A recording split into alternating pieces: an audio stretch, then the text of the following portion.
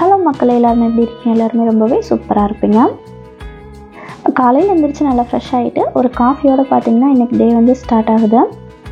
குட்டீஸ் வந்து மதர்ஷாக்கு அனுப்பிச்சிட்டு அம்மா வந்து காலையிலேயே மார்க்கெட் போயிட்டு வந்திருந்தாங்க. இன்றைக்கி கீரை பார்த்திங்கன்னா நல்லா ஃப்ரெஷ்ஷாக வந்து வாங்கிட்டு வந்திருந்தாங்க. கடையிறதுக்கு பார்த்திங்கன்னா ஒரு கட்டு தான் செலவாகும். எனக்கு வந்து கீரையை வந்து பொரியல் பண்ணிவிட்டு சாம்பார் வச்சுக்கலாம் அப்படின்னு சொல்லி கீரையை வந்து எடுத்து வச்சுட்டேன். இப்போது இந்த வீட்டுக்கு வந்ததுலேருந்து பக்கத்துலேயே மார்க்கெட் இருக்கனால அம்மா வந்து 2 days ஒன்ஸ் பார்த்திங்கன்னா போய் கடைக்கு போயிட்டு வந்துக்கிறாங்க. ஸோ நல்லா ஃப்ரெஷ்ஷாகவே கிடைக்குது. இன்றைக்கி போகும்போது ரேட் கம்மியாக தக்காளியெல்லாம் பார்த்திங்கன்னா இன்றைக்கி 10 ரூபா அப்படின்னு சொல்லிட்டு 2 கிலோவுக்கு மேலே வாங்கிட்டு வந்திருந்தாங்க. இன்றைக்கி நம்ம வீட்டில் மதியம் சமையல் பார்த்திங்கன்னா முட்டை, அதுக்கப்புறம் அப்பளம், கீரை, சாம்பார் இதெல்லாம் தான் இன்றைக்கி வந்து ரெடி பண்ணிக்க போகிறேன்.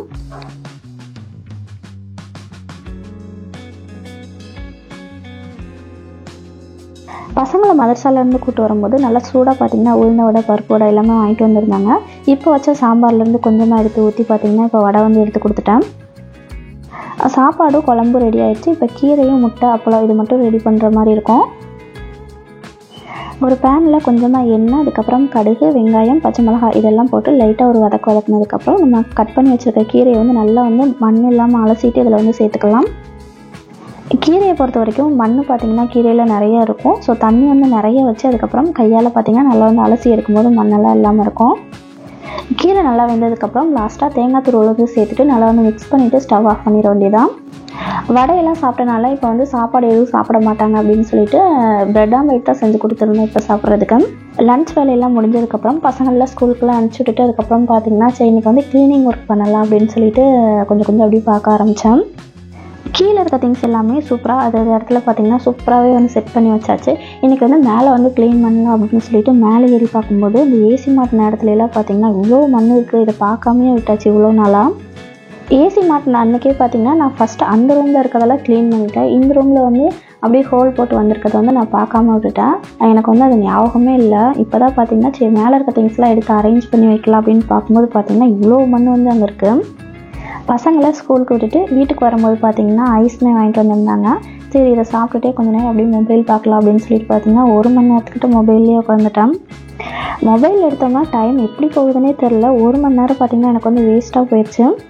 க்ளீன் பண்ணுறோம் நல்லா ப்ராப்பராகவே பண்ணி வச்சிடலாம் அப்படின்னு சொல்லிட்டு ஃபஸ்ட் பார்த்திங்கன்னா பீரோ துணியில் நல்லா நீட்டாக வந்து மடித்து வச்சுட்டு அதுக்கப்புறம் பார்த்திங்கன்னா அந்த ஆரி திங்ஸ் எல்லாமே நல்லா வந்து எடுத்து நீட்டாக பார்த்திங்கன்னா பாக்ஸில் போட்டு வச்சுட்டேன். இன்றைக்கி எந்த வேலையுமே ரொம்ப பெருசாக இல்லாதனால வீட்டு வேலையே பார்த்திங்கன்னா நல்லா பொறுமையாக வந்து பண்ணிகிட்டு இருந்தேன்.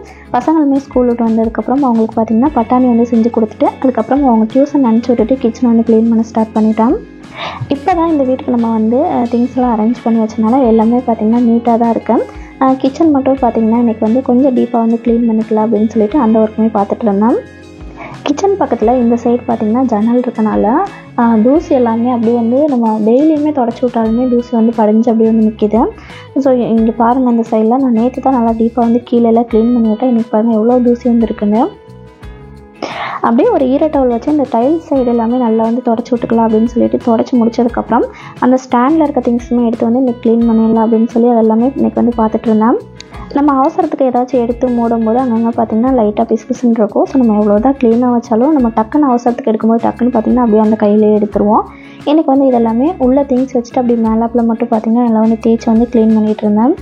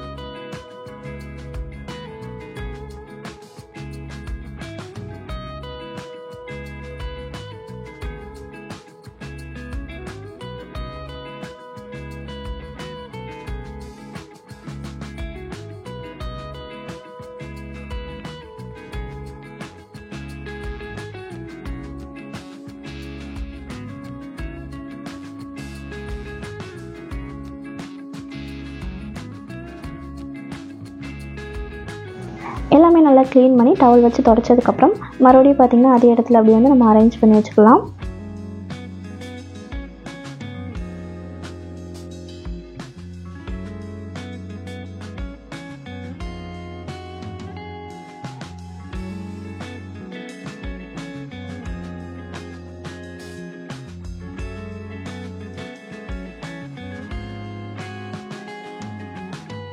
நம்ம எவ்வளோ தான் லேட்டாக செஞ்சாலும் ஒர்க் பார்த்திங்கன்னா நல்லா நீட்டாக வந்து முடிச்சிட்டோம். ஸோ இந்த வீடியோ கண்டிப்பாக அவங்க எல்லாருக்குமே பிடிச்சிருக்கும் அப்படின்னு நினைக்கிறேன். பிடிச்சிருந்தா மறக்காம நம்ம சேனலை வந்து லைக் பண்ணி சப்ஸ்கிரைப் பண்ணிக்கிறேன். நெக்ஸ்ட் ஒரு சூப்பரான இன்ட்ரெஸ்டிங்கான வீடியோவில் பார்க்கலாம்.